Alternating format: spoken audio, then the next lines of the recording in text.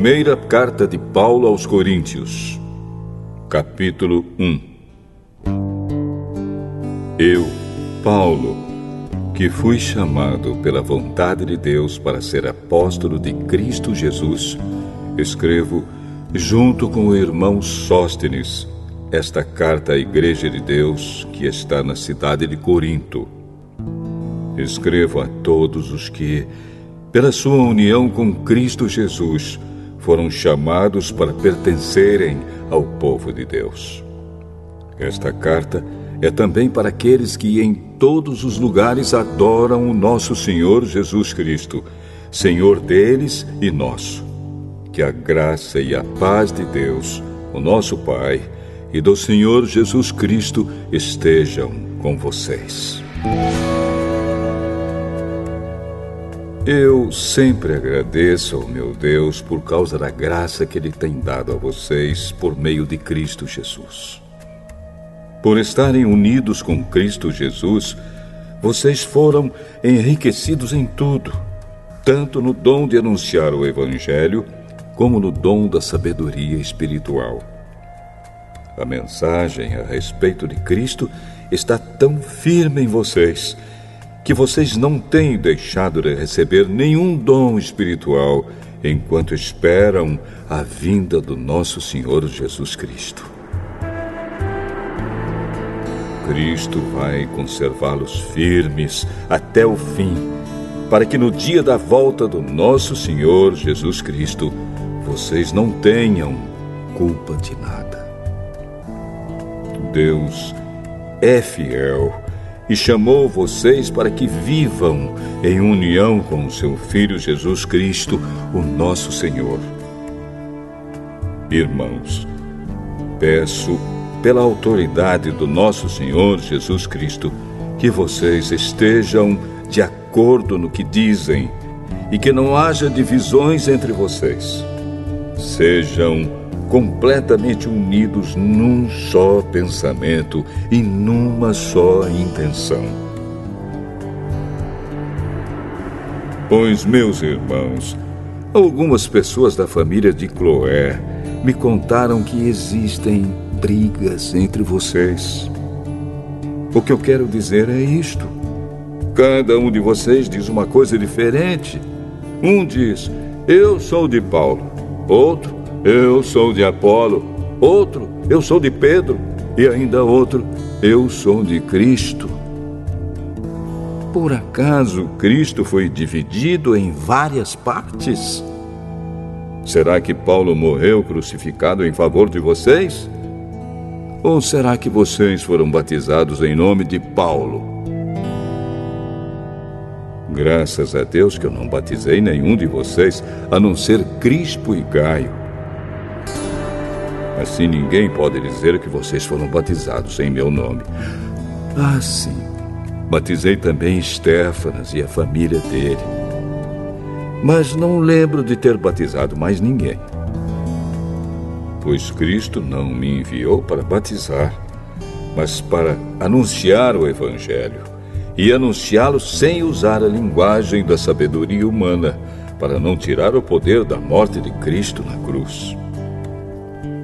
De fato, a mensagem da morte de Cristo na cruz é loucura para os que estão se perdendo. Mas para nós, que estamos sendo salvos, é o poder de Deus. Pois as Escrituras Sagradas dizem: destruirei a sabedoria dos sábios e acabarei com o conhecimento dos instruídos. Então, o que poderão dizer os sábios e os instruídos? O que vão dizer os grandes oradores deste mundo? Deus tem mostrado que a sabedoria deste mundo é loucura. Pois Deus, na sua sabedoria, não deixou que os seres humanos o conhecessem por meio da sabedoria deles. Pelo contrário, resolveu salvar aqueles que creem, e fez isso por meio da mensagem que anunciamos, a qual é chamada de louca. Os judeus pedem milagres como prova, e os não-judeus procuram a sabedoria. Mas nós anunciamos o Cristo crucificado, uma mensagem que para os judeus é ofensa e para os não-judeus é loucura.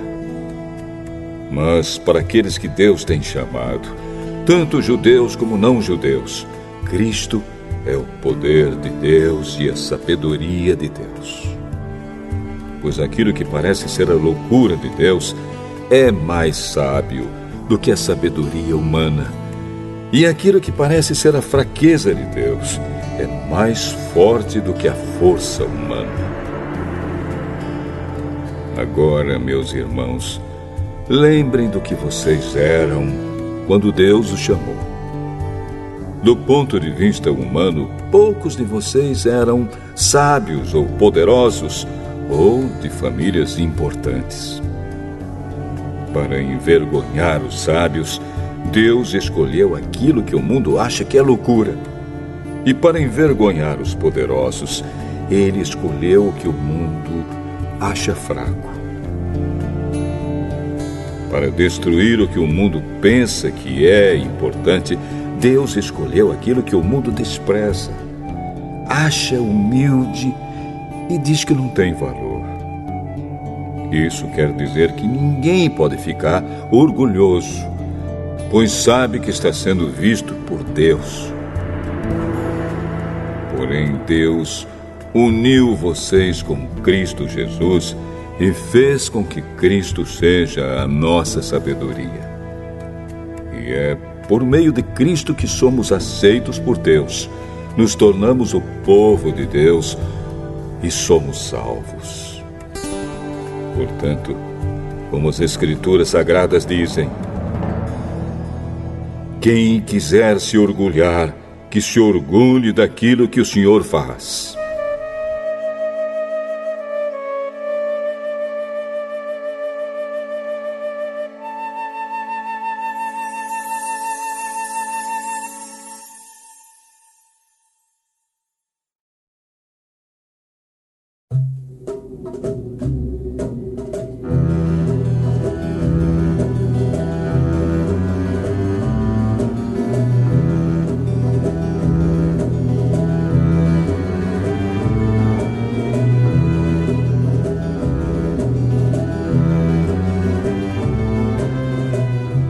Primeira Carta aos Coríntios, capítulo 2.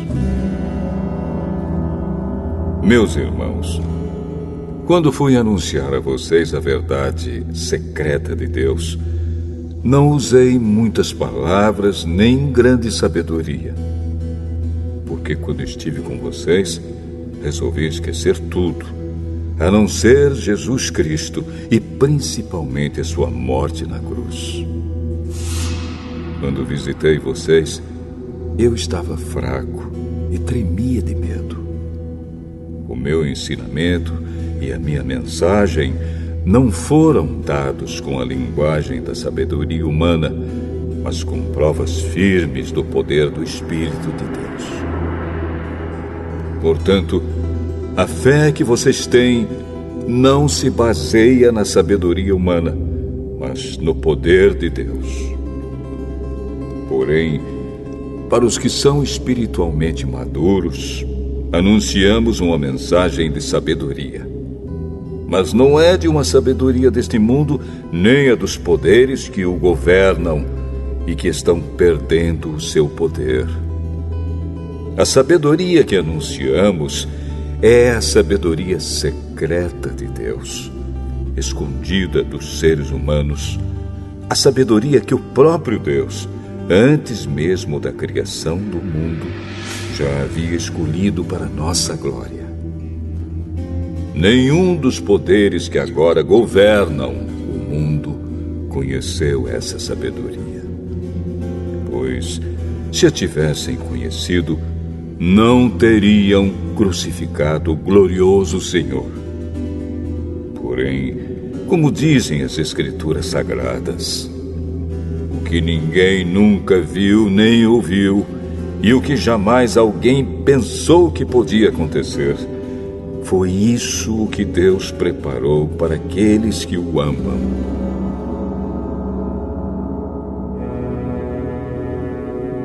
Mas foi a nós que Deus, por meio do Espírito, revelou o seu segredo. O Espírito Santo examina tudo, até mesmo os planos mais profundos e escondidos de Deus. Quanto ao ser humano, somente o Espírito que está nele é que conhece tudo a respeito dele. E quanto a Deus, somente o seu próprio Espírito conhece tudo a respeito dele. Não foi o Espírito deste mundo que nós recebemos, mas o Espírito mandado por Deus, para que possamos entender tudo o que Deus nos tem dado. Portanto, quando falamos, nós usamos palavras ensinadas pelo Espírito de Deus e não palavras ensinadas pela sabedoria humana. Assim explicamos as verdades espirituais aos que são espirituais. Mas quem não tem o Espírito de Deus não pode receber os dons que vêm do Espírito e, de fato, nem mesmo pode entendê-los. Essas verdades são loucura para essa pessoa, porque o sentido delas só pode ser entendido de modo espiritual. A pessoa que tem o Espírito Santo pode julgar o valor de todas as coisas, porém ela mesma não pode ser julgada por ninguém. Como dizem as Escrituras Sagradas, quem pode conhecer a mente do Senhor? Quem é capaz de lhe dar conselhos? Mas nós pensamos como Cristo pensa.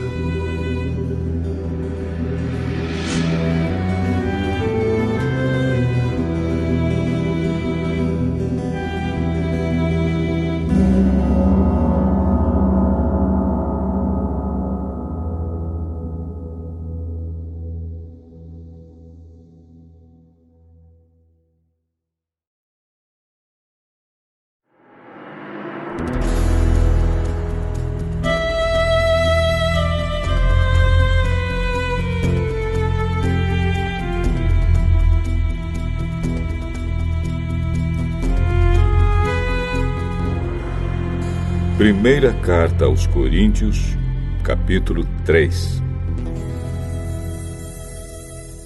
Na verdade, irmãos, eu não pude falar com vocês como costumo fazer com as pessoas que têm o Espírito de Deus. Tive de falar com vocês como se vocês fossem pessoas do mundo, como se fossem crianças na fé cristã. Tive de alimentá-los com leite e não com comida forte, pois vocês não estavam prontos para isso. E ainda não estão prontos, porque vivem como se fossem pessoas deste mundo. Quando existem ciumeiras e brigas entre vocês, será que isso não prova que vocês são pessoas deste mundo e fazem o que todos fazem?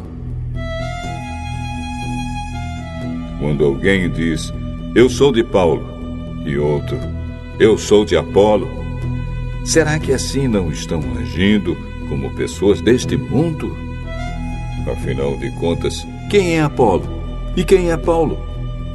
Somos somente servidores de Deus, e foi por meio de nós que vocês creram no Senhor. Cada um de nós faz o trabalho que o Senhor lhe deu para fazer. Eu plantei, e Apolo regou a planta, mas foi Deus quem a fez crescer. De modo que não importa nem o que planta, nem o que rega, mas sim Deus, que dá o crescimento. Pois não existe diferença entre a pessoa que planta e a pessoa que rega. Deus dará a recompensa de acordo com o trabalho que cada um tiver feito. Porque nós somos companheiros de trabalho no serviço de Deus e vocês são o terreno no qual Deus faz o seu trabalho. Vocês são também o edifício de Deus. Usando o dom que Deus me deu, eu faço o trabalho de um construtor competente. Ponho o alicerce e outro constrói em cima dele. Porém, cada um deve construir com cuidado. Porque Deus já pôs Jesus Cristo como o único alicerce, e nenhum outro alicerce pode ser colocado. Alguns usam ouro ou prata ou pedras preciosas para construírem em cima do alicerce. E ainda outros usam madeira ou capim ou palha. O dia de Cristo vai mostrar claramente a qualidade do trabalho de cada um.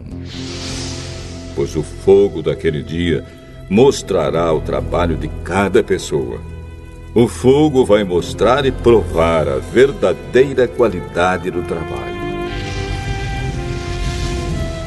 Se aquilo que alguém construir em cima do alicerce resistir ao fogo, então o construtor receberá a recompensa. Mas, se o trabalho de alguém for destruído pelo fogo, então esse construtor perderá a recompensa. Porém, ele mesmo será salvo, como se tivesse passado pelo fogo para se salvar. Certamente vocês sabem que são o templo de Deus e que o Espírito de Deus vive em vocês.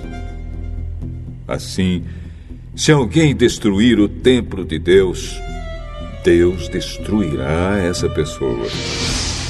Pois o templo de Deus é santo e vocês são o seu templo. Que ninguém engane a si mesmo. Se algum de vocês pensa que é sábio conforme a sabedoria humana, então precisa se tornar louco para ser de fato sábio. Pois aquilo que este mundo acha que é sabedoria, Deus acha que é loucura. Como dizem as Escrituras Sagradas, Deus pega os sábios nas suas espertezas.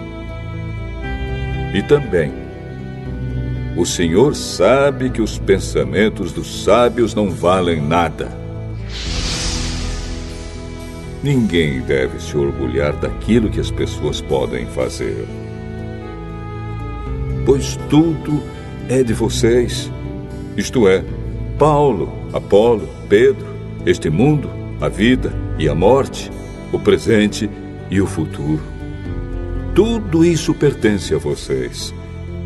E vocês pertencem a Cristo. E Cristo pertence a Deus.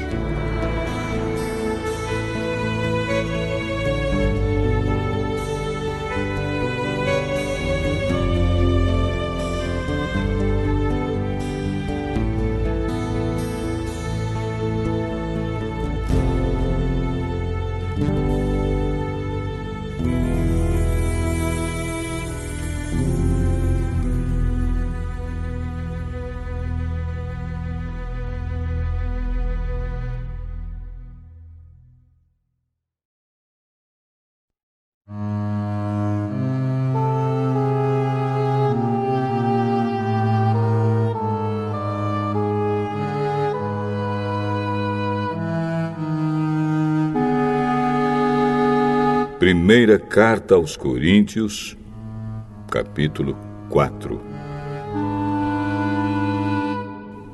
Vocês nos devem tratar como servidores de Cristo, que foram encarregados de administrar a realização dos planos secretos de Deus. O que se exige de quem tem essa responsabilidade é que seja fiel ao seu Senhor. Mas para mim não tem a menor importância ser julgado por vocês ou por um tribunal humano. Eu não julgo nem a mim mesmo. A minha consciência está limpa Mas isso não prova que sou, de fato, inocente. Quem me julga é o Senhor. Portanto, não julguem ninguém antes da hora. Esperem o julgamento final, quando o Senhor vier. Ele trará para a luz os segredos escondidos no escuro e mostrará as intenções que estão no coração das pessoas. Então cada um receberá de Deus os elogios que merece. Meus irmãos, é para instruir vocês que eu tenho aplicado essas lições a mim mesmo e a Apolo. Usei nós dois como um exemplo para que vocês aprendam o que quer dizer o ditado. Obedeça ao que está escrito. Ninguém deve se orgulhar de uma pessoa e desprezar outra. Quem é que fez você superior aos outros? Por acaso não foi Deus quem lhe deu tudo o que você tem? Então, por que é que você fica todo orgulhoso, como se o que você tem não fosse dado por Deus? Pelo que parece, vocês já têm tudo o que precisam. Já são ricos. Vocês já se tornaram reis e nós não. Que bom se vocês fossem reis de verdade, para que nós pudéssemos reinar junto com vocês. Porque me parece que Deus pôs a nós, os apóstolos, no último lugar. Somos como as pessoas condenadas a morrer em público, como espetáculo para o mundo inteiro, tanto para os anjos como para os seres humanos. Por causa de Cristo, nós somos loucos, mas vocês são sábios por estarem unidos com Ele. Nós somos fracos e vocês são fortes. Vocês são respeitados e nós somos desprezados. Até agora temos passado fome e sede. Temos nos vestido com trapos, temos recebido bofetadas e não temos lugar certo para morar. Temos nos cansado de trabalhar para nos sustentar. Quando somos amaldiçoados, nós abençoamos. Quando somos perseguidos, aguentamos com paciência. Quando somos insultados, respondemos com palavras delicadas. Somos considerados como lixo e até agora somos tratados como a imundície deste mundo. Não estou escrevendo essas coisas para envergonhar vocês, mas para ensiná-los como se vocês fossem meus próprios filhos queridos. Mesmo que vocês tivessem milhares de mestres na fé cristã, não poderiam ter mais de um pai. Pois, quando ele vem a vocês no Evangelho, eu me tornei o pai de vocês na vida que vivem em união com Cristo Jesus. Portanto, eu peço que sigam o meu exemplo. Por isso estou enviando para vocês Timóteo, que é meu querido e fiel filho no Senhor. Ele vai ajudá-los a lembrarem dos caminhos que sigo na nova vida que tenho em união com Cristo Jesus. Caminhos esses que ensino em todas as igrejas. Alguns de vocês ficaram orgulhosos, certos de que eu não iria visitá-los. Porém, se o Senhor quiser, eu vou visitá-los logo.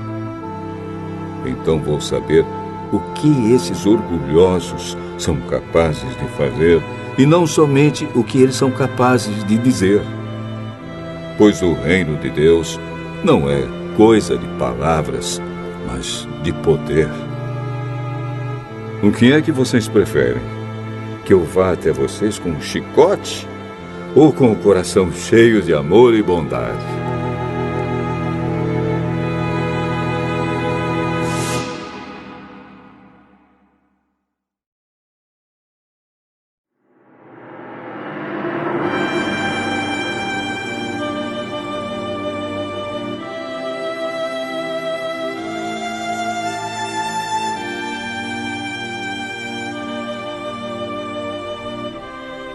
Primeira carta aos Coríntios, capítulo 5.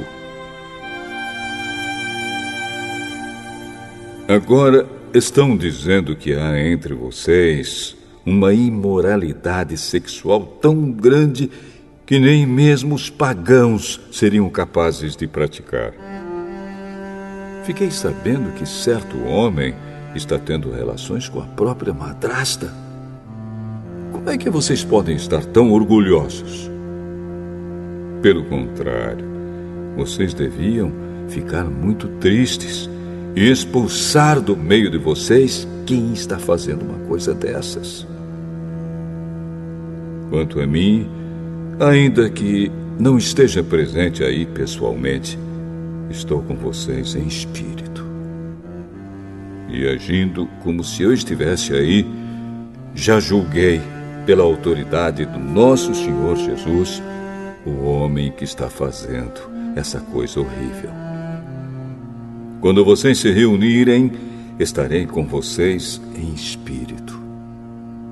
Então, pelo poder do nosso Senhor Jesus, que estará presente conosco, entreguem esse homem a Satanás, para que o seu corpo seja destruído, mas o seu espírito seja salvo no dia do Senhor.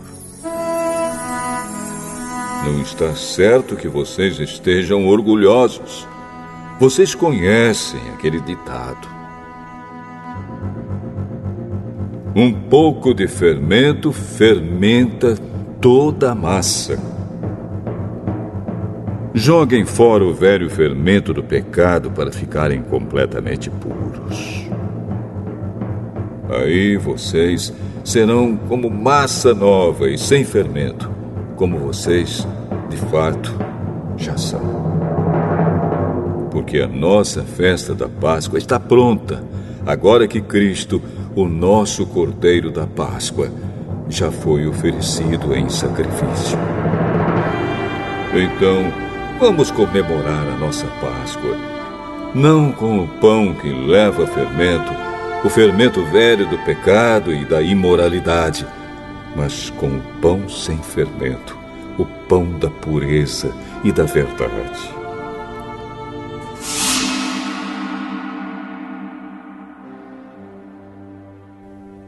Na outra carta que escrevi a vocês, eu recomendei que vocês não tivessem nada a ver com gente imoral. Eu não quis dizer que neste mundo vocês devem ficar separados dos pagãos que são imorais, avarentos, ladrões ou que adoram ídolos. Pois, para evitar essas pessoas, vocês teriam de sair deste mundo. O que eu digo é que vocês não devem ter nada a ver com ninguém que se diz irmão na fé, mas é imoral, ou avarento, ou adora ídolos, ou é bêbado, ou difamador, ou ladrão. Com gente assim, vocês não devem nem comer uma refeição. Afinal de contas, eu não tenho o direito de julgar os que não são cristãos. Deus os julgará. Mas será que vocês não devem julgar os seus irmãos na fé? Como dizem as Escrituras Sagradas: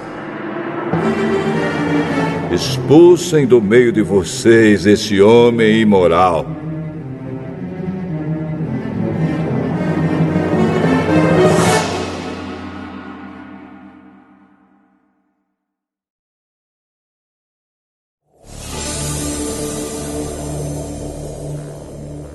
Primeira carta aos Coríntios, capítulo 6. Quando algum de vocês tem uma queixa contra um irmão na fé, como se atreve a pedir justiça a juízes pagãos, em vez de pedir ao povo de Deus que resolva o caso? Será que vocês não sabem que o povo de Deus julgará o mundo? Então, se vocês vão julgar o mundo, será que não são capazes de julgar essas coisas pequenas? Por acaso vocês não sabem que nós julgaremos até mesmo os anjos? Muito mais, então, devemos julgar as coisas desta vida.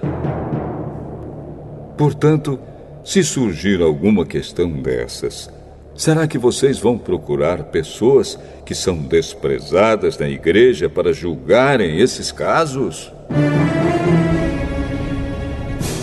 Que vergonha! Será que entre vocês não existe alguém com bastante sabedoria para resolver uma questão entre irmãos? É claro que existe. Mas o que acontece é que um irmão em Cristo leva ao tribunal a sua queixa contra outro irmão e deixa que juízes pagãos julguem o caso. Só o fato de existirem questões entre vocês já mostra que vocês estão falhando completamente. Não seria melhor aguentar a injustiça? Não seria melhor ficar com o prejuízo? Pelo contrário, vocês cometem injustiça e roubam e fazem isso tudo contra os seus próprios irmãos. Vocês sabem que os maus não terão parte no reino de Deus. Não se enganem, pois os imorais, os que adoram ídolos, os adúlteros, os homossexuais, os ladrões, os avarentos, os bêbados, os caluniadores e os assaltantes não terão parte no reino de Deus. Alguns de vocês eram assim, mas foram lavados do pecado, separados para pertencer a Deus e aceitos por Ele, por meio do Senhor Jesus Cristo e pelo Espírito do nosso Deus. Alguém vai dizer: eu posso fazer tudo o que quero. Pode sim, mas nem tudo é bom para você. Eu poderia dizer: posso fazer qualquer coisa, mas não vou deixar que nada me escravize. Outro vai dizer: o alimento existe para o estômago e o estômago existe para o alimento. Sim, mas Deus acabará com os dois. O nosso corpo não existe para praticar a imoralidade, mas para servir o Senhor. E o Senhor cuida do nosso corpo. Pelo seu poder, Deus ressuscitou o Senhor e também nos ressuscitará. Será que vocês não sabem que o corpo de vocês faz parte do corpo de Cristo? Será que eu vou pegar uma parte do corpo de Cristo e fazer com que ela seja parte do corpo de uma prostituta? É claro que não. Ou será que vocês não sabem que o homem que se une com uma prostituta se torna uma só pessoa com ela? As Escrituras Sagradas afirmam: os dois se tornam uma só pessoa. Porém, quem se une com o Senhor se torna espiritualmente uma só pessoa com Ele. Fujam da imoralidade sexual. Qualquer outro pecado que alguém comete não afeta o corpo, mas a pessoa que comete imoralidade sexual peca contra o seu próprio corpo. Será que vocês não sabem que o corpo de vocês é o templo do Espírito Santo que vive em vocês e lhes foi dado por Deus? Vocês não pertencem a vocês mesmos, mas a Deus, pois Ele os comprou e pagou o preço. Portanto, usem o seu corpo para a glória dele.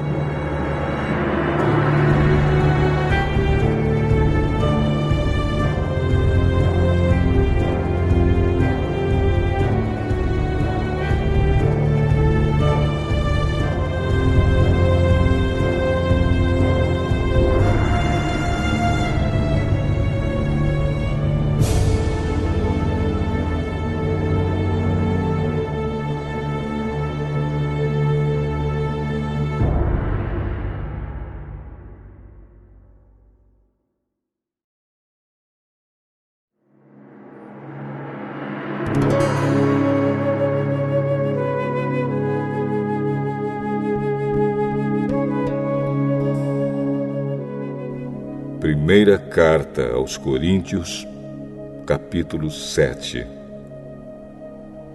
Agora vou tratar dos assuntos a respeito dos quais vocês me escreveram. Vocês dizem que o homem faz bem em não casar.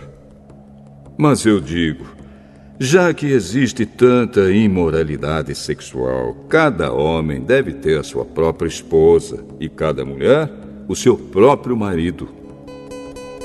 O homem deve cumprir o seu dever como marido, e a mulher também deve cumprir o seu dever como esposa. A esposa não manda no seu próprio corpo. Quem manda é o seu marido. Assim também o marido não manda no seu próprio corpo. Quem manda é a sua esposa. Que os dois não se neguem um ao outro, a não ser que concordem em não ter relações por algum tempo, a fim de se dedicar à oração. Mas depois devem voltar a ter relações, a fim de não caírem nas tentações de Satanás, por não poderem se dominar. Não digo isso como uma ordem, mas como uma sugestão. Realmente, eu gostaria que todos fossem como eu. Porém, cada um tem o dom que Deus lhe deu. Um tem este dom e outro aquele. Aos solteiros e às viúvas eu digo que seria melhor para eles ficarem sem casar, como eu. Mas, se vocês não podem dominar o desejo sexual, então casem, pois é melhor casar do que ficar queimando de desejo. Para os que já estão casados, tenho um mandamento que não é meu, mas do Senhor, que a mulher não se separe do seu marido. Porém, se ela se separar, que não case de novo, ou então que faça as pazes com o marido, e que o homem não se divorcie da sua esposa. Aos outros digo eu mesmo, e não o Senhor. Se um homem cristão é casado com uma mulher que não é cristã, e ela concorda em continuar vivendo com ele, que ele não se divorcie dela. E se uma mulher cristã é casada com um homem que não é cristão e ele concorda em continuar vivendo com ela, que ela não se divorcie dele. Pois Deus aceita o homem que não é cristão por ele estar unido com a sua esposa cristã, e aceita a mulher que não é cristã por ela estar unida com o seu marido cristão. Se não fosse assim, os filhos deles não pertenceriam a Deus. Mas, sendo assim, eles pertencem. Porém, se o marido não cristão ou a esposa não cristã quiser o divórcio, então que se divorcie. Nesses casos, o marido cristão ou a esposa cristã está livre para fazer como quiser, pois Deus chamou vocês para viverem em paz. Esposa cristã, como é que você pode ter certeza de que não vai salvar o seu marido? E você, marido cristão, como é que você pode ter certeza de que não vai salvar a sua esposa? Cada um deve continuar vivendo de acordo com o dom que o Senhor lhe deu e na condição em que se encontrava quando Deus o chamou. É essa a regra que eu ensino em todas as igrejas. Se um homem judeu que é circuncidado aceita o chamado de Deus, ele não deve tirar as marcas da circuncisão. E se um homem não judeu que não é circuncidado aceita o chamado de Deus, ele não deve circuncidar-se. Não faz diferença estar circuncidado ou não. O que importa é obedecer aos mandamentos de Deus. Cada um deve continuar como era quando aceitou o chamado de Deus. Você era escravo quando Deus o chamou? Não se preocupe com isso. Mas, se você pode se tornar livre, então aproveite a oportunidade. pois o escravo que foi chamado pelo Senhor é agora um homem livre que pertence ao Senhor. Assim também, o homem livre que foi chamado por Cristo é escravo de Cristo. Deus comprou vocês por um preço. Portanto, não se tornem escravos de seres humanos. Irmãos, cada um deve continuar na presença de Deus, assim como era quando Deus o chamou. Para os solteiros, eu não tenho nenhum mandamento do Senhor, porém dou a minha opinião como uma pessoa que, pela misericórdia do Senhor, merece confiança.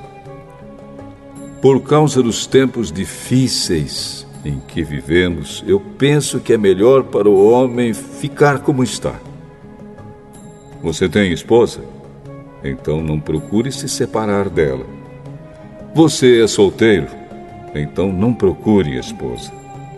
Porém, se você casar, não estará cometendo pecado. E se uma moça solteira casar, também não estará cometendo pecado.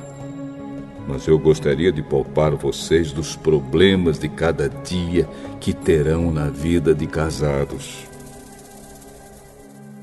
Irmãos, o que eu quero dizer é isto. Não nos resta muito tempo. E daqui em diante os casados devem viver como se não tivessem casado. Os que choram, como se não estivessem chorando. Os que estão rindo, como se não estivessem rindo. Os que compram, como se não fosse deles aquilo que compraram. Os que tratam das coisas deste mundo, como se não estivessem ocupados com elas. Pois este mundo, como está agora, não vai durar muito. Eu quero livrá-los de preocupações. Um solteiro se interessa pelas coisas do Senhor porque quer agradá-lo. Mas o homem casado se interessa pelas coisas deste mundo porque quer agradar a sua esposa e por isso é puxado por duas direções diferentes. Quanto às mulheres, tanto as viúvas quanto as solteiras, elas estão interessadas nas coisas do Senhor porque querem se dedicar de corpo e alma a Ele. Mas a mulher casada se interessa pelas coisas deste mundo porque quer agradar o marido. Eu estou dizendo isso porque quero ajudá-los. Não estou querendo obrigar ninguém a nada. Pelo contrário, quero que façam o que é direito e certo e que se entreguem ao serviço do Senhor com toda a dedicação. Aos que ficaram noivos, mas resolveram não casar mais, eu digo o seguinte: se o rapaz sente que assim não está agindo certo com a sua noiva e acha que a sua paixão por ela ainda é muito forte e que devem casar, então que casem. Não existe pecado nisso. Mas se, pelo contrário, o rapaz não se sente na obrigação de casar, se está mesmo resolvido a ficar solteiro e se é capaz de dominar a sua vontade e já resolveu o que deve fazer, então faz bem em não casar com a moça. Assim, quem casa faz bem, mas quem não casa faz melhor ainda. A mulher não está livre enquanto seu marido estiver vivo. Caso o marido morra, ela fica livre para casar com quem quiser, contanto que case com um cristão. Porém, ela será mais feliz se ficar como está. Essa é a minha opinião. E eu acho que também tenho o Espírito de Deus.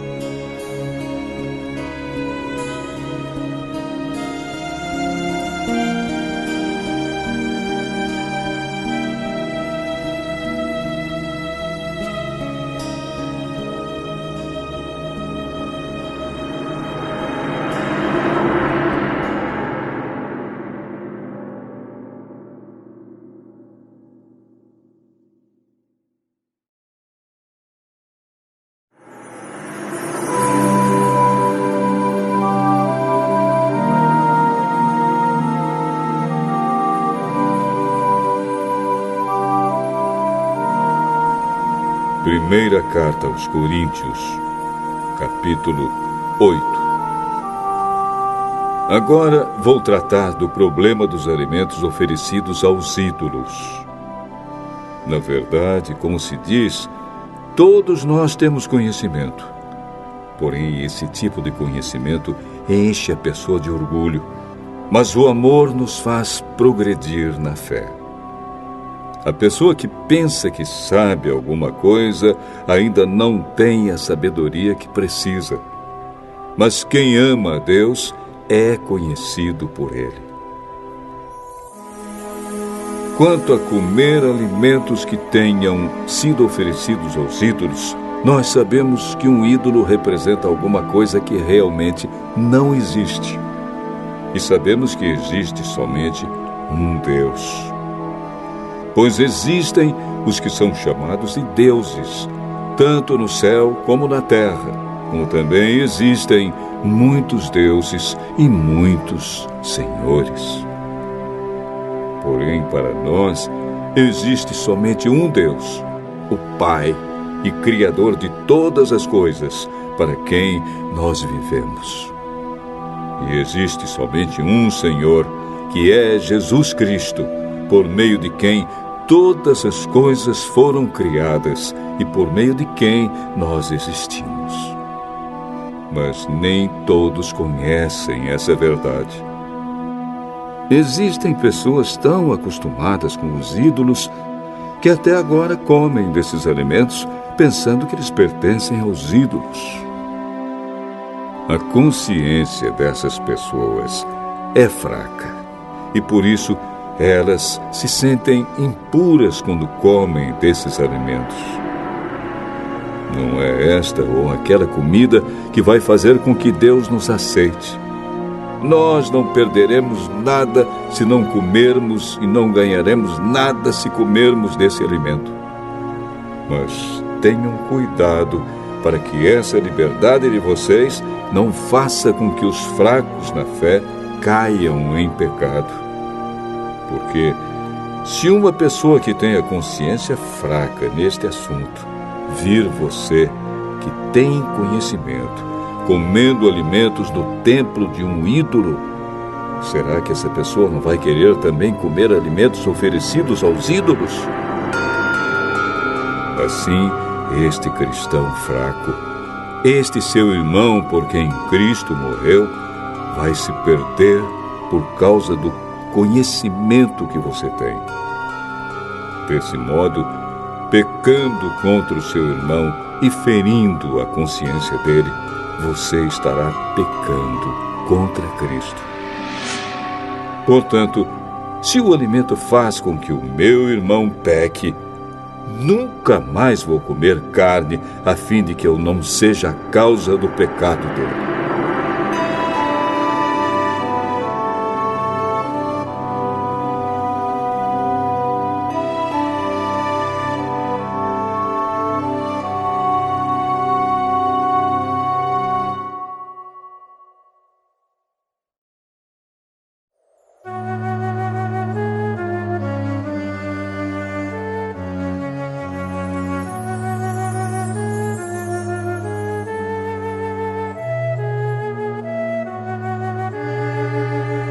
Primeira carta aos Coríntios, capítulo 9. Será que eu não sou um homem livre?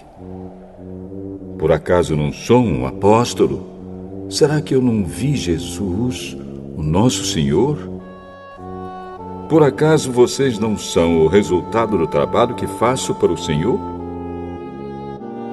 Mesmo que outros não me aceitem como apóstolo, vocês me aceitam. Vocês mesmos, pelo fato de estarem unidos com o Senhor, são a prova de que sou um apóstolo. Quando as pessoas me criticam, eu me defendo, dizendo assim: será que eu não tenho o direito de receber comida e bebida pelo meu trabalho?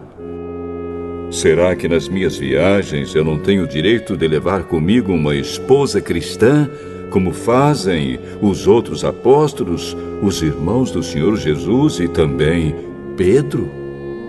Ou será que Barnabé e eu somos os únicos que temos de trabalhar para nos sustentar? Quem já ouviu falar de algum soldado que pagou as suas próprias despesas no exército? Ou qual é o fazendeiro que não come das uvas da sua própria plantação? Ou qual é o pastor que não toma do leite do seu gado? Não pensem que eu me apoio somente nesses exemplos da vida diária, pois a lei diz a mesma coisa. Na lei de Moisés está escrito assim: não amarre a boca do boi quando ele estiver pisando o trigo. Por acaso Deus está interessado nos bois? Ou foi a nosso respeito que ele disse isso?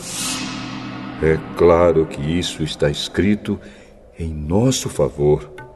Tanto a pessoa que planta como a que colhe fazem o seu trabalho na esperança de receber a sua parte da colheita. Se temos semeado entre vocês a semente espiritual, será demais se recebermos de vocês alguma recompensa material? Se outros têm o direito de esperar isso de vocês, será que nós não temos muito mais direito do que eles? No entanto, nós não temos usado esse direito. Pelo contrário, temos aguentado tudo para não atrapalhar o Evangelho de Cristo. Certamente vocês sabem que os que trabalham no templo, é do templo que recebem os seus alimentos. E sabem também que os que oferecem sacrifícios no altar recebem uma parte da carne dos animais que são sacrificados ali. Assim o Senhor mandou também que aqueles que anunciam o Evangelho vivam do trabalho de anunciar o Evangelho. Mas eu não tenho usado nenhum desses direitos. Nem estou escrevendo isso agora para exigir esses direitos para mim mesmo. Eu preferiria morrer a fazer isso. E ninguém vai me tirar o orgulho que eu tenho de agir assim. Eu não tenho direito de ficar orgulhoso por anunciar o Evangelho. Afinal de contas, fazer isso é minha obrigação. Ai de mim se não anunciar o Evangelho. Por isso, se eu faço o meu trabalho por minha própria vontade, então posso esperar algum pagamento. Porém, se faço como um dever, é porque é um trabalho que Deus me deu para fazer. Nesse caso, qual é o pagamento que recebo? É a satisfação de anunciar o Evangelho sem cobrar nada e sem exigir os direitos que tenho como pregador do Evangelho. Sou um homem livre, não sou escravo de ninguém. Mas eu me fiz escravo de todos a fim de ganhar para Cristo o maior número possível de pessoas. Quando trabalho entre os judeus, vivo como judeu a fim de ganhá-los para Cristo. Não estou debaixo da lei de Moisés, mas quando trabalho entre os judeus, vivo como se estivesse debaixo dessa lei para ganhar os judeus para Cristo. Assim também, quando estou entre os não-judeus, vivo fora da lei de Moisés a fim de ganhar os não-judeus para Cristo. Isso não quer dizer que eu não obedeço à lei de Deus, pois estou, de fato, debaixo da lei de Cristo.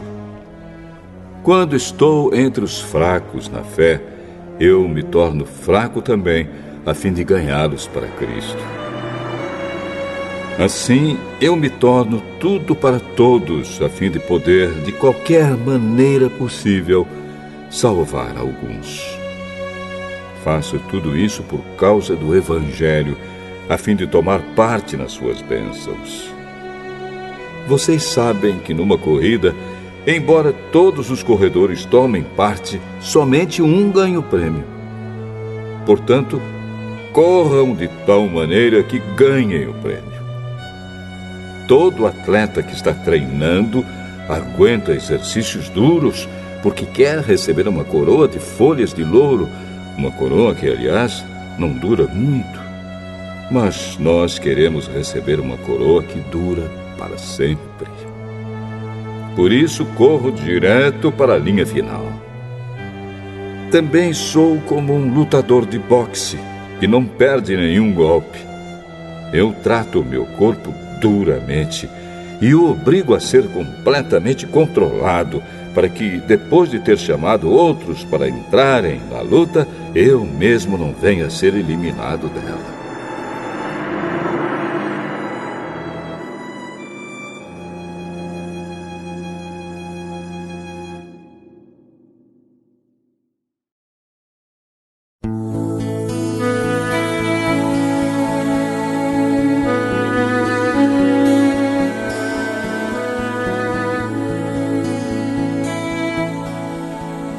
Primeira carta aos Coríntios, capítulo 10.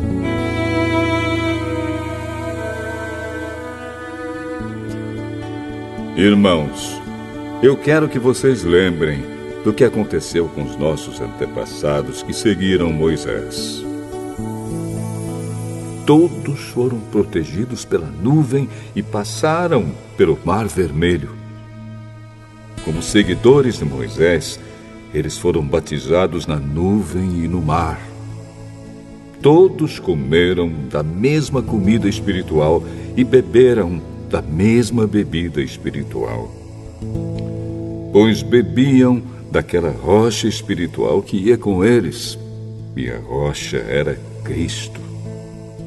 Mas Deus não ficou contente com a maioria deles, e por isso eles morreram, e os seus corpos ficaram espalhados no deserto. Tudo isso aconteceu a fim de nos servir de exemplo, para nós não querermos coisas más como eles quiseram, nem adorarmos ídolos como alguns deles adoraram. Como dizem as Escrituras Sagradas, o povo sentou-se para comer e beber e se levantou para se divertir. Não devemos cometer imoralidade sexual, como alguns deles fizeram. E porque eles fizeram isso, 23 mil deles caíram mortos num só dia. Não devemos pôr à prova a paciência de Cristo, como alguns deles fizeram, e por isso foram mortos pelas cobras. Vocês não devem se queixar, como fizeram alguns deles, e por isso foram destruídos pelo anjo da morte. Tudo isso aconteceu com os nossos antepassados, a fim de servir de exemplo para os outros. E aquelas coisas foram escritas a fim de servirem de aviso para nós, pois estamos vivendo no fim dos tempos. Portanto, aquele que pensa que está de pé, é melhor ter cuidado para não cair. As tentações que vocês têm de enfrentar são as mesmas que os outros enfrentam, mas Deus cumpre a sua promessa e não deixará que vocês sofram tentações que vocês não têm forças para suportar. Quando uma tentação vier, Deus dará forças a vocês para suportá-la, e assim vocês poderão sair dela. Por isso, meus queridos amigos, fujam da adoração de ídolos. Eu falo com vocês como com pessoas que têm capacidade para entender o que estou afirmando. Julguem vocês mesmos o que eu estou dizendo. Pensem no cálice pelo qual damos graças a Deus na ceia do Senhor. Será que quando bebemos desse cálice, não estamos tomando parte no sangue de Cristo? E quando partimos e comemos o pão, não estamos tomando parte no corpo de Cristo? Mesmo sendo muitos, todos comemos do mesmo pão, que é um só, e por isso somos um só corpo. Pensem no povo de Israel. Aqueles que comem as coisas oferecidas em sacrifícios tomam parte juntos no sacrifício que é oferecido a Deus no altar. O que é que eu quero dizer com isso? Que o ídolo ou o alimento que é oferecido a ele tem algum valor? É claro que não. O que estou dizendo é que aquilo que é sacrificado nos altares pagãos é oferecido aos demônios e não a Deus. E eu não quero que vocês tomem parte nas coisas dos demônios. Vocês não podem beber do cálice do Senhor e também do cálice dos demônios. Vocês não podem comer na mesa do Senhor e também na mesa dos demônios. Ou será que queremos provocar o Senhor, fazendo com que ele fique com ciúmes? Por acaso vocês pensam que somos mais fortes do que ele? Alguns dizem assim: podemos fazer tudo o que queremos. Sim, mas nem tudo é bom. Podemos fazer tudo o que queremos, mas nem tudo é útil. Ninguém deve buscar os seus próprios interesses, e sim os interesses dos outros. Vocês podem comer de tudo que se vende no açougue, sem terem nenhuma dúvida de consciência. Pois, como dizem as Escrituras Sagradas, a terra e tudo o que nela existe pertencem ao Senhor. Se alguém que não é cristão convidá-los para comer e vocês resolverem ir, comam o que for posto na frente de vocês e não façam perguntas por motivo de consciência. Mas, se alguém disser a vocês: esta comida foi oferecida aos ídolos, neste caso, não comam, por causa daquele que disse isso e também por motivo de consciência. Não estou falando da sua própria consciência, mas da consciência do outro. Mas alguém pode perguntar: por que é que a minha liberdade deve ser diminuída pela consciência dos outros? Se eu agradeço a Deus o alimento que como, por que é que sou criticado, se já o agradeci a Deus? Portanto, quando vocês comem ou bebem ou fazem qualquer outra coisa, façam tudo para a glória de Deus. Vivam de tal maneira que não prejudiquem os judeus, nem os não-judeus, nem a Igreja de Deus. Façam como eu. Procuro agradar a todos em tudo o que faço, não pensando no meu próprio bem, mas no bem de todos, a fim de que eles possam ser salvos.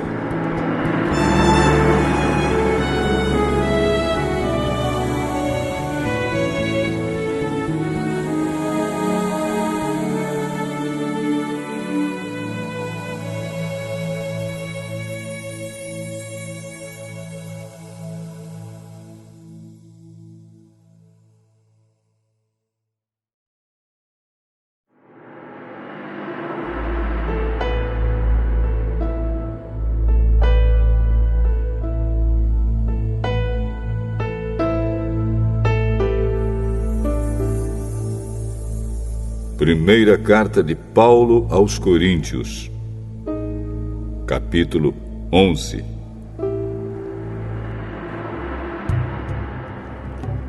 Sigam o meu exemplo como eu sigo o exemplo de Cristo.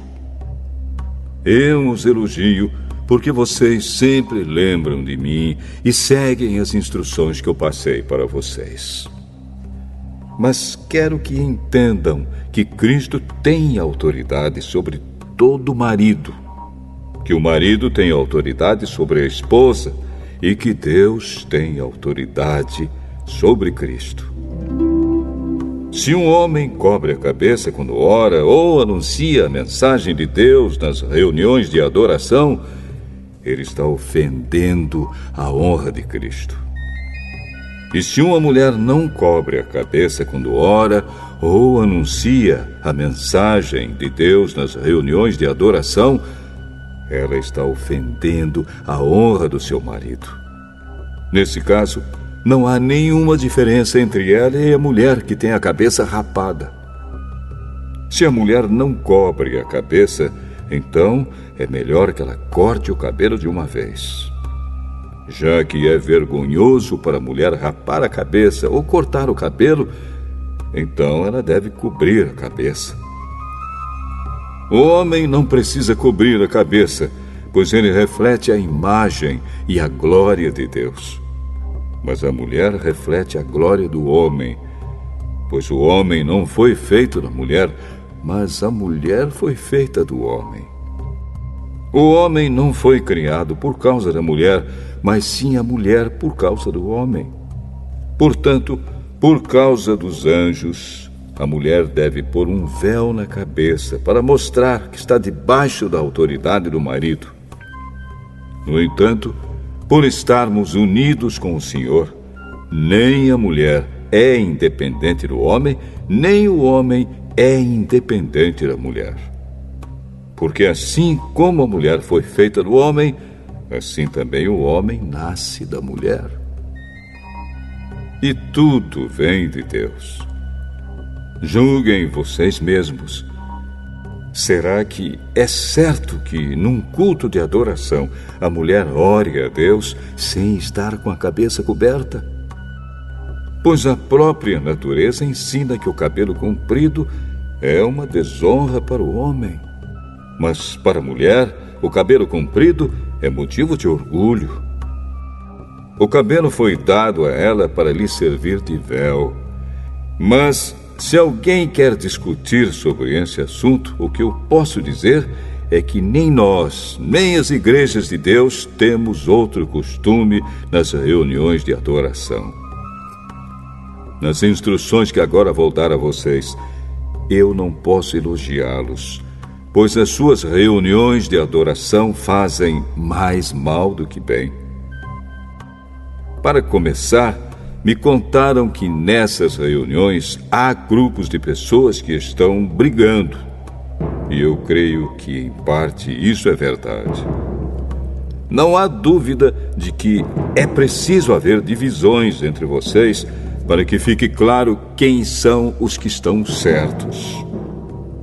Quando vocês se reúnem, não é a ceia do Senhor que vocês comem, pois na hora de comer, cada um trata de tomar a sua própria refeição. E assim, enquanto uns ficam com fome, outros chegam até a ficar bêbados. Por acaso vocês não têm as suas próprias casas onde podem comer e beber? Ou será que preferem desprezar a igreja de Deus e envergonhar os que são pobres? O que é que vocês esperam que eu lhes diga? Querem que os elogie? É claro que não vou elogiá-los. Porque eu recebi do Senhor este ensinamento que passei para vocês. Que o Senhor Jesus, na noite em que foi traído, pegou o pão e deu graças a Deus. Depois partiu o pão e disse: Isto é o meu corpo, que é entregue em favor de vocês. Façam isto em memória de mim. Assim também, depois do jantar, ele pegou o cálice e disse: Este cálice é a nova aliança feita por Deus com seu povo. Aliança que é garantida pelo meu sangue. Cada vez que vocês beberem deste cálice, façam isso em memória de mim. De maneira que cada vez que vocês comem deste pão e bebem deste cálice, estão anunciando a morte do Senhor até que Ele venha. Por isso, aquele que comer do pão do Senhor ou beber do seu cálice de modo que ofenda a honra do Senhor, estará pecando contra o corpo e o sangue do Senhor. Portanto, que cada um examine a sua consciência e então coma do pão e beba do cálice. Pois A pessoa que comer do pão ou beber do cálice sem reconhecer que se trata do corpo do Senhor, estará sendo julgada ao comer e beber para o seu próprio castigo. É por isso que muitos de vocês estão doentes e fracos, e alguns já morreram. Se examinássemos primeiro a nossa consciência, nós não seríamos julgados pelo Senhor. Mas somos julgados e castigados pelo Senhor para não sermos condenados junto com o mundo. Portanto, meus irmãos, quando vocês se reunirem para a ceia do Senhor, esperem uns pelos outros. E se alguém estiver com fome, que coma em casa, para que Deus não castigue vocês por causa dessas reuniões. Os outros assuntos eu resolverei quando chegar aí.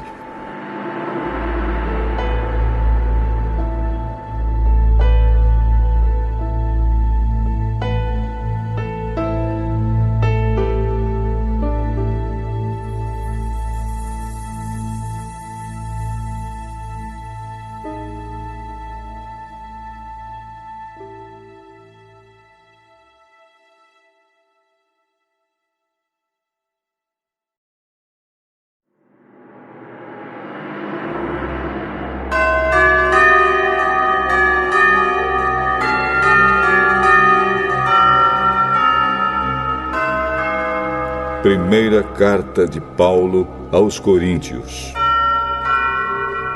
capítulo 12. Meus irmãos, quero que vocês saibam a verdade a respeito dos dons que o Espírito Santo dá.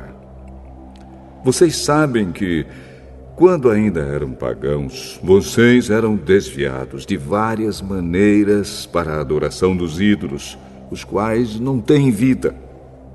Por isso precisam compreender que ninguém que diz que Jesus seja maldito pode estar falando pelo poder do Espírito de Deus. E que ninguém pode dizer Jesus é Senhor, a não ser que seja guiado pelo Espírito Santo. Existem tipos diferentes de dons espirituais, mas é um só e o mesmo Espírito quem dá esses dons. Existem maneiras diferentes de servir, mas o Senhor que servimos é o mesmo. Há diferentes habilidades para realizar o trabalho, mas é o mesmo Deus quem dá a cada um a habilidade para fazê-lo. Para o bem de todos, Deus dá a cada um alguma prova da presença do Espírito Santo. Para uma pessoa, o Espírito dá a mensagem de sabedoria, e para outra, o mesmo Espírito dá a mensagem de conhecimento. Para uma pessoa, o mesmo Espírito dá a fé, e para outra, dá o poder de curar. Uma pessoa recebe do Espírito poder para fazer milagres, e outra recebe o dom de anunciar a mensagem de Deus. Ainda outra pessoa recebe a capacidade para saber a diferença entre os dons que vêm do Espírito e os que não vêm dele.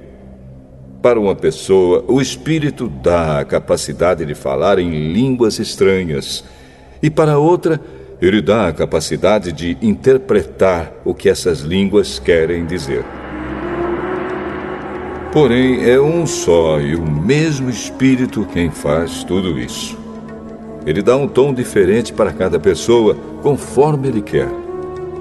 Cristo é como um corpo, o qual tem muitas partes. E todas as partes, mesmo sendo muitas, formam um só corpo. Assim também, todos nós, judeus e não judeus, escravos e livres, fomos batizados pelo mesmo Espírito para formar um só corpo. E a todos nós foi dado de beber do mesmo Espírito. Pois o corpo não é feito de uma só parte, mas de muitas. Se o pé disser, já que não sou mão, não sou do corpo, nem por isso deixa de ser do corpo.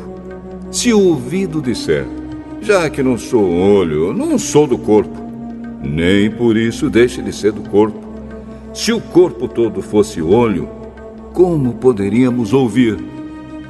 E se o corpo todo fosse ouvido, como poderíamos cheirar? Assim Deus colocou cada parte diferente do corpo conforme Ele quis. Se o corpo todo fosse uma parte só, não existiria corpo.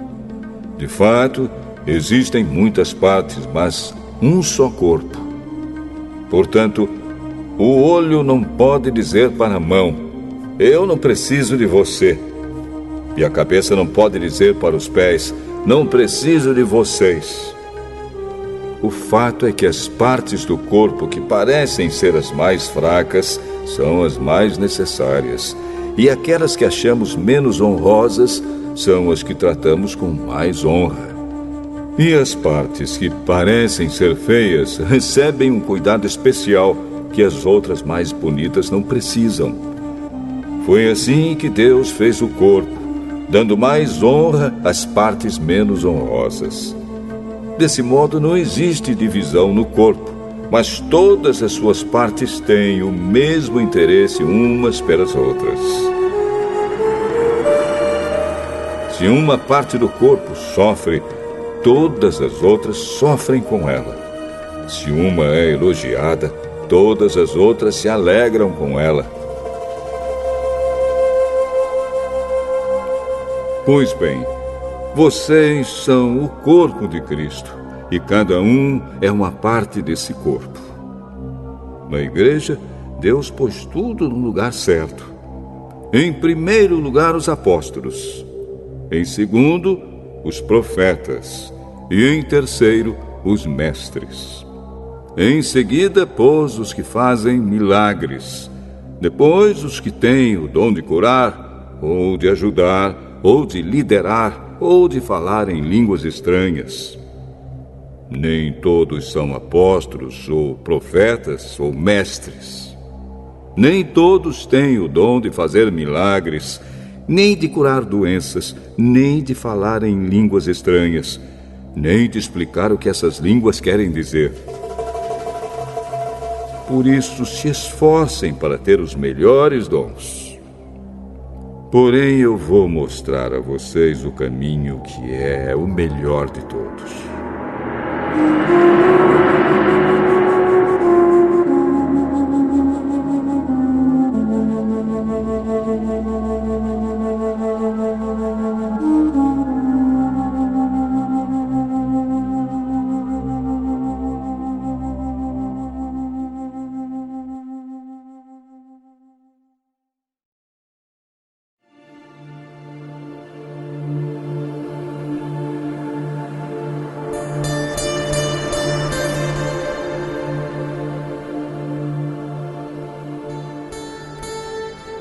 Primeira carta de Paulo aos Coríntios, capítulo 13. Eu poderia falar todas as línguas que são faladas na terra e até no céu, mas se não tivesse amor, as minhas palavras seriam como o som de um gongo ou como o barulho de um sino. Poderia ter o dom de anunciar mensagens de Deus, ter todo o conhecimento, entender todos os segredos e ter tanta fé que até poderia tirar as montanhas do seu lugar. Mas, se não tivesse amor, eu não seria nada. Poderia dar tudo o que tenho e até mesmo entregar o meu corpo para ser queimado. Mas se eu não tivesse amor, isso não me adiantaria nada. Quem ama é paciente e bondoso. Quem ama não é ciumento, nem orgulhoso, nem vaidoso. Quem ama não é grosseiro, nem egoísta, não fica irritado, nem guarda mágoas. Quem ama não fica alegre quando alguém faz uma coisa errada, mas se alegra quando alguém faz o que é certo. Quem ama nunca desiste, porém suporta tudo com fé, esperança e paciência. O amor é eterno. Existem mensagens espirituais, porém elas durarão pouco. Existe o dom de falar em línguas estranhas, mas acabará logo. Existe o conhecimento, mas também terminará. Pois os nossos dons de conhecimento e as nossas mensagens espirituais são imperfeitos. Mas, quando vier o que é perfeito, então o que é imperfeito desaparecerá. Quando eu era criança, falava como criança, sentia como criança e pensava como criança. Agora que sou adulto, parei de agir como criança. O que agora vemos é como uma imagem imperfeita num espelho embaçado, mas depois veremos face a face.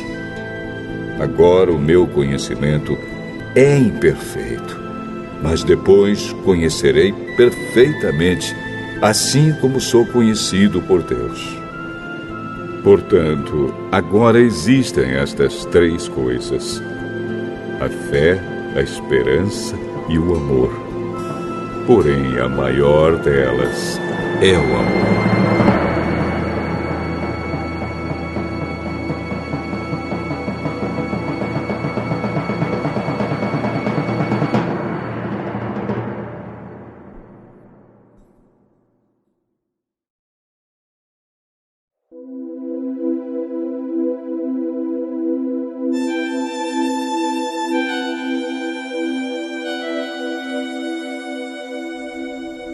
Primeira carta de Paulo aos Coríntios, capítulo 14. Portanto, esforcem-se para ter amor. Procurem também ter dons espirituais, especialmente o de anunciar a mensagem de Deus. Quem fala em línguas estranhas fala a Deus e não às pessoas, pois ninguém o entende. Pelo poder do Espírito Santo, ele diz verdades secretas. Porém, quem anuncia a mensagem de Deus fala para as pessoas, ajudando-as e dando-lhes coragem e consolo. Quem fala em línguas estranhas ajuda somente a si mesmo. Mas quem anuncia a mensagem de Deus ajuda a igreja toda. Eu gostaria que vocês todos falassem em línguas estranhas, mas gostaria ainda mais que tivessem o dom de anunciar a mensagem de Deus. Porque quem anuncia a mensagem de Deus tem mais valor do que quem fala em línguas estranhas, a não ser que esteja ali alguém que possa interpretar o que está sendo dito, para que toda a igreja seja ajudada espiritualmente. Por isso, irmãos, quando eu os visitar, que proveito vocês terão se eu lhes falar em línguas estranhas? É claro que nenhum, a não ser que leve a vocês alguma revelação de Deus, ou algum conhecimento, ou alguma mensagem inspirada, ou algum ensinamento. Por exemplo, além da voz humana, existem os instrumentos musicais, como a flauta e a harpa. Se os sons não saírem com toda clareza, como poderá alguém saber o que está sendo tocado em um ou outro desses instrumentos? Se quem toca a corneta não der um som bem claro, quem se preparará para a batalha? Assim também, como é que os outros vão entender o que vocês estão dizendo se a mensagem por meio de línguas estranhas não for clara? Vocês estariam falando para o vento. No mundo há muitas línguas diferentes, mas cada uma faz sentido. Porém, se eu não entendo a língua na qual alguém está falando comigo, então quem fala essa língua é estrangeiro para mim, e eu sou um estrangeiro para ele. Por isso, já que vocês estão com tanta vontade de ter os dons do Espírito, procurem, acima de tudo, ter os dons que fazem com que a igreja cresça espiritualmente. Portanto, quem fala em línguas estranhas deve orar, pedindo a Deus que lhe dê o dom de interpretar o que elas querem dizer. Porque se eu orar em línguas estranhas, o meu espírito, de fato, estará orando, mas a minha inteligência não tomará parte nisso. O que vou fazer então? Vou orar com o meu espírito, mas também vou orar com a minha inteligência. Vou cantar com o meu espírito, mas também vou cantar com a minha inteligência. Se você dá graças a Deus em línguas estranhas, como é que uma pessoa simples que estiver na reunião poderá dizer amém à oração de agradecimento que você fez? Ela não vai conseguir entender nada do que você está dizendo. Mesmo que a sua oração seja muito boa, essa pessoa não receberá nenhuma ajuda. Eu agradeço a Deus porque falo em línguas estranhas muito mais do que vocês. Porém, nas reuniões da igreja, prefiro dizer 5 palavras que possam ser entendidas para assim ensinar os outros, do que dizer milhares de palavras em línguas estranhas. Irmãos, não pensem como crianças. Sejam como crianças para o que é mal, mas sejam adultos no seu modo de pensar. Nas Escrituras Sagradas está escrito: por meio de pessoas que falam em línguas estranhas, eu falarei a este povo, diz o Senhor. Falarei por meio de lábios estrangeiros, mas assim mesmo meu povo não me dará atenção. Portanto, o dom de falar em línguas estranhas é um sinal de Deus para os descrentes e não para os cristãos. Mas o dom de anunciar a mensagem de Deus é um sinal para os cristãos e não para os descrentes. Imaginem que a igreja esteja reunida e todos comecem a falar em línguas estranhas. Se chegarem ali algumas pessoas simples ou descrentes, será que não vão dizer que vocês estão loucos? Mas se todos estiverem anunciando mensagens de Deus e entrar ali um descrente ou alguém que seja simples, ele vai ouvir o que vocês estão dizendo e se convencer do seu pecado. E ele será julgado pelo que ouvir. Os seus pensamentos secretos serão revelados. E ele vai se ajoelhar e adorar a Deus, dizendo: Deus está mesmo no meio de vocês. Portanto, meus irmãos, o que é que deve ser feito? Quando vocês se reúnem na igreja, um irmão tem um hino para cantar, outro, alguma coisa para ensinar, outro, uma revelação de Deus, outro, uma mensagem em línguas estranhas, e ainda outro, a interpretação dessa mensagem. Que tudo seja feito para o crescimento espiritual da igreja. Se algum de vocês falar em línguas estranhas, então que apenas 2 ou 3 falem, um depois do outro, e que alguém interprete o que está sendo dito. Mas, se não houver ninguém que possa interpretar, então fiquem calados e falem somente consigo mesmos e com Deus. No caso de 2 ou 3 receberem a mensagem de Deus, estes devem falar, e os outros que pensem bem no que eles estão dizendo.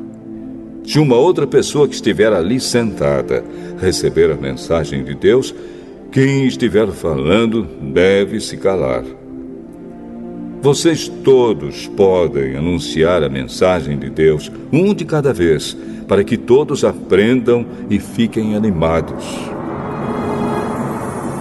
Quem fala deve controlar o dom de anunciar a mensagem de Deus, pois Deus não quer que nós vivamos em desordem, e sim em paz. Como em todas as igrejas do povo de Deus, as mulheres devem ficar caladas nas reuniões de adoração. Elas não têm permissão para falar. Como diz a lei, elas não devem ter cargos de direção. Se quiserem saber alguma coisa, que perguntem em casa ao marido.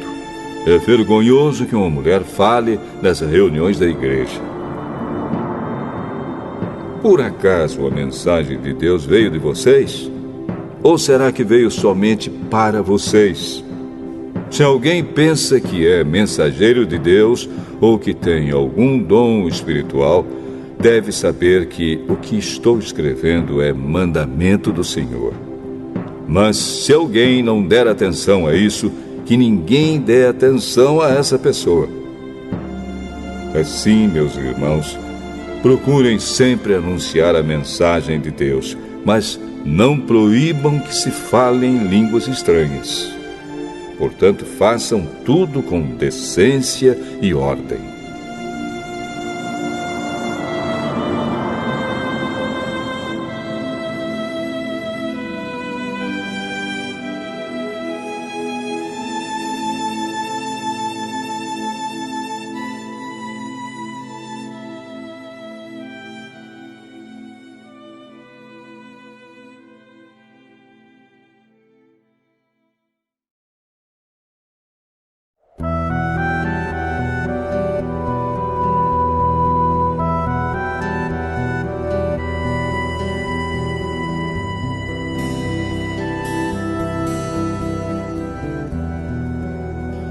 Primeira carta de Paulo aos Coríntios, capítulo 15.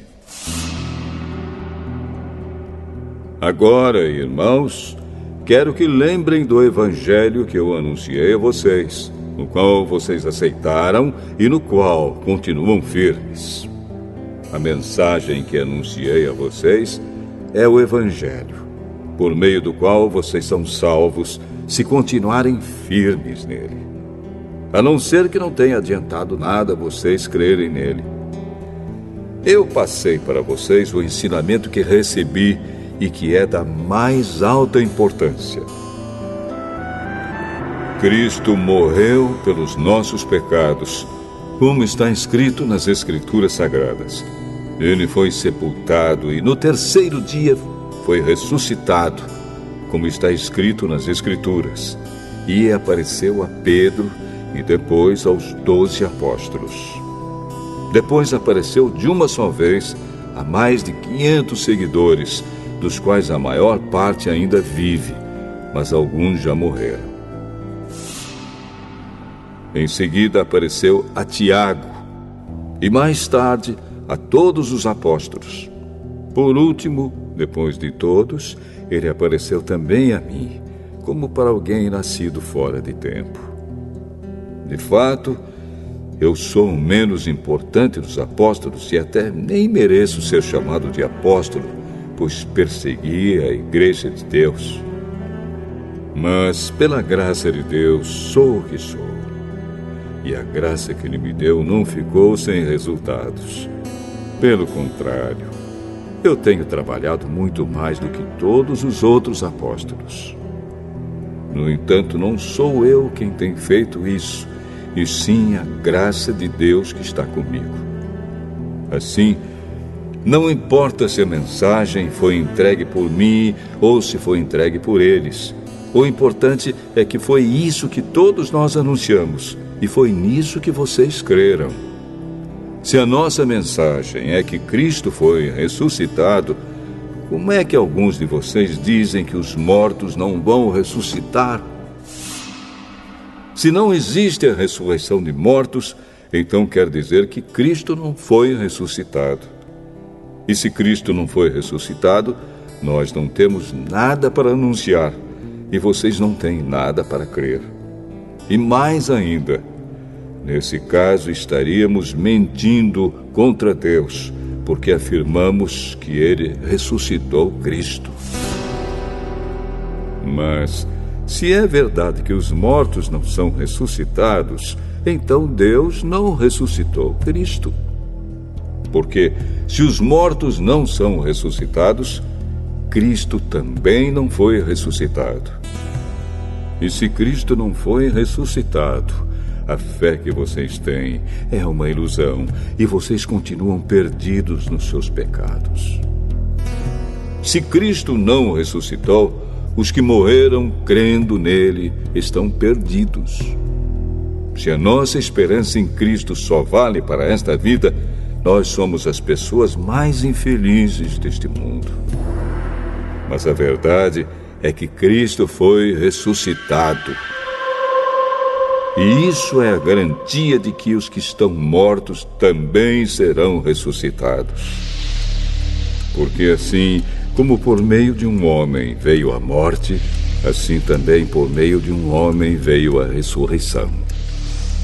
Assim como, por estarem unidos com Adão, todos morrem, assim também, por estarem unidos com Cristo, todos ressuscitarão. Porém, cada um será ressuscitado na sua vez. Cristo, o primeiro de todos, depois os que são de Cristo, quando ele vier. E então virá o fim. Cristo destruirá todos os governos espirituais, todas as autoridades e poderes, e entregará o reino a Deus, o Pai. Pois Cristo tem de reinar até que Deus faça com que ele domine todos os inimigos. O último inimigo que será destruído é a morte. As Escrituras Sagradas dizem: Deus pôs todas as coisas debaixo do domínio dele. É claro que dentro das palavras, todas as coisas, não está o próprio Deus, que põe tudo debaixo do domínio de Cristo. Mas, quando tudo for dominado por Cristo, então o próprio Cristo, que é o Filho, se colocará debaixo do domínio de Deus, que pôs todas as coisas debaixo do domínio dele. Então Deus reinará completamente sobre tudo.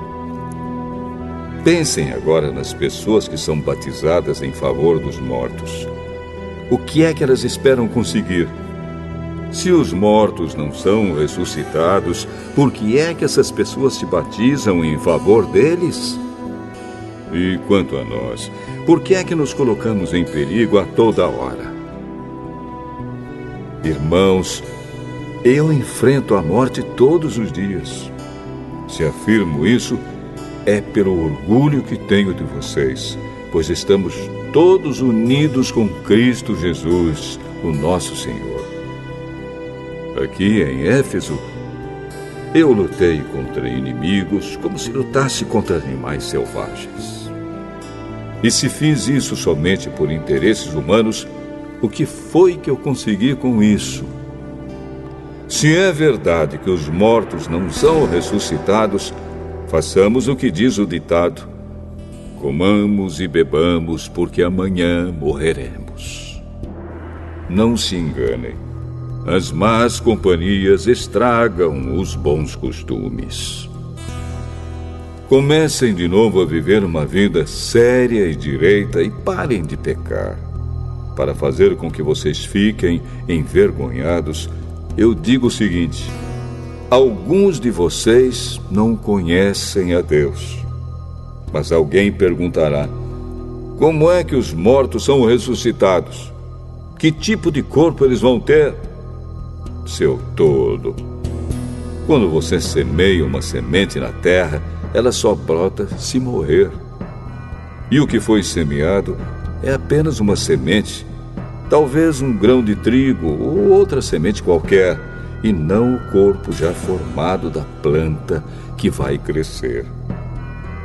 Deus dá a essa semente o corpo que Ele quer e dá a cada semente um corpo próprio. E a carne dos seres vivos não é toda do mesmo tipo. Os seres humanos têm um tipo de carne, os animais, outro, os pássaros, outro, e os peixes, ainda outro. Há também corpos do céu e corpos da terra. Existe um tipo de beleza que pertence aos corpos celestes, e há outro que pertence aos corpos terrestres. O sol tem o seu próprio brilho, a lua, outro brilho, e as estrelas têm um brilho diferente. E mesmo as estrelas têm diferentes tipos de brilho. pois será assim quando os mortos ressuscitarem. Quando o corpo é sepultado, é um corpo mortal. Mas quando for ressuscitado, será imortal. Quando ele é sepultado, é feio e fraco. Mas quando for ressuscitado, será bonito e forte. Quando é sepultado, é um corpo material. Mas quando for ressuscitado, será um corpo espiritual. É claro que, se existe um corpo material, então tem de haver também um corpo espiritual. Porque as Escrituras Sagradas dizem: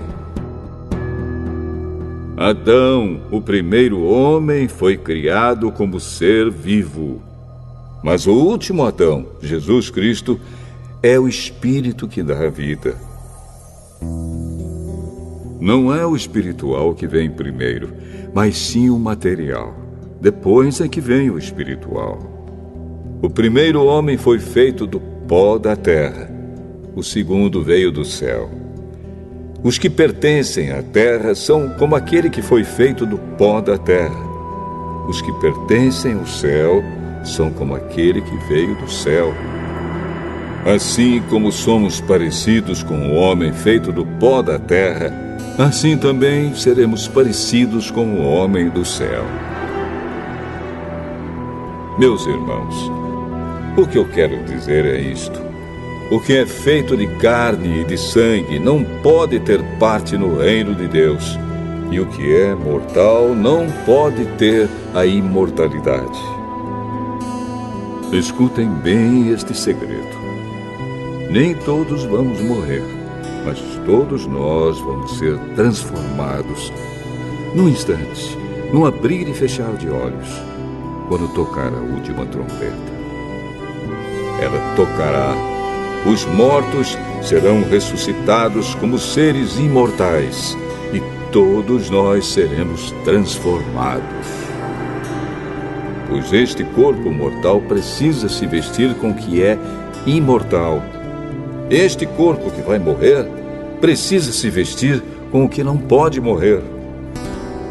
Assim, quando este corpo mortal se vestir com o que é imortal, quando este corpo que morre se vestir com o que não pode morrer, então acontecerá o que as Escrituras Sagradas dizem: a morte está destruída.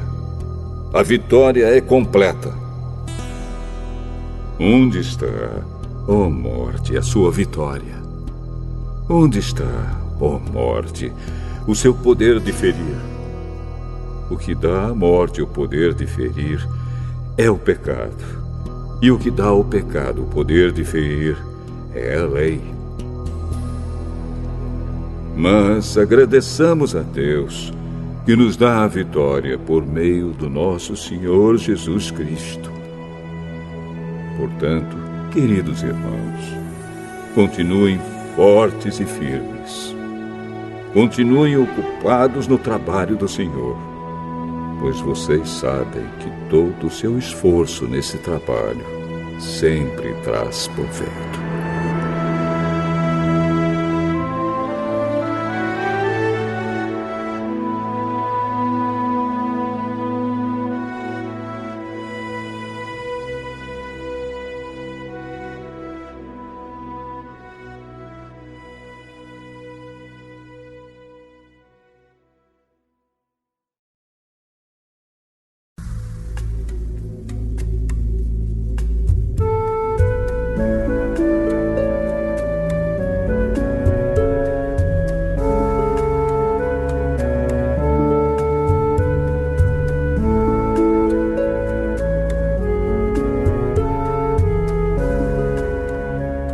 Primeira carta de Paulo aos Coríntios, capítulo 16.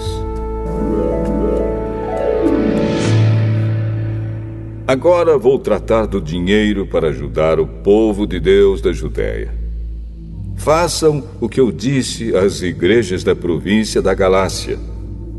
Todos os domingos, cada um de vocês separe e guarde algum dinheiro, de acordo com o que cada um ganhou, Assim não haverá necessidade de recolher ofertas quando eu chegar.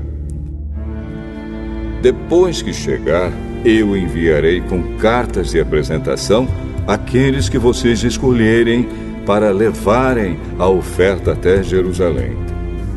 Se for conveniente que eu também vá, eles farão a viagem comigo. Eu visitarei vocês depois que tiver passado pela província da Macedônia, pois vou passar por lá. Pode ser que eu fique algum tempo com vocês, talvez todo o inverno, e assim vocês poderão me ajudar a continuar a minha viagem para onde quer que eu for. Pois eu não quero ver vocês apenas de passagem. Se o Senhor permitir, espero ficar bastante tempo com vocês. Resolvi ficar aqui em Éfeso até o dia de Pentecostes, pois encontrei aqui ótimas oportunidades para um grande e proveitoso trabalho, embora muita gente esteja contra mim. Se Timóteo chegar aí, façam tudo para que ele se sinta bem entre vocês, pois assim como eu, ele também está trabalhando para o Senhor. Não deixem que ninguém o despreze. Pelo contrário, vocês devem ajudá-lo a continuar a sua viagem em paz, a fim de que ele volte para cá, pois estou esperando que ele volte junto com os outros irmãos. Quanto ao irmão Apolo, tenho recomendado muitas vezes que vá visitar vocês com os outros irmãos, mas ele acha que não deve ir agora. Ele irá na primeira oportunidade. Estejam alertas, fiquem firmes na fé, sejam corajosos, sejam fortes. Que tudo o que vocês fizerem seja feito com amor. Vocês conhecem Estéfanas e a família dele. Vocês sabem que eles foram os primeiros cristãos convertidos na província da Acaia e que eles têm se dedicado ao serviço do povo de Deus.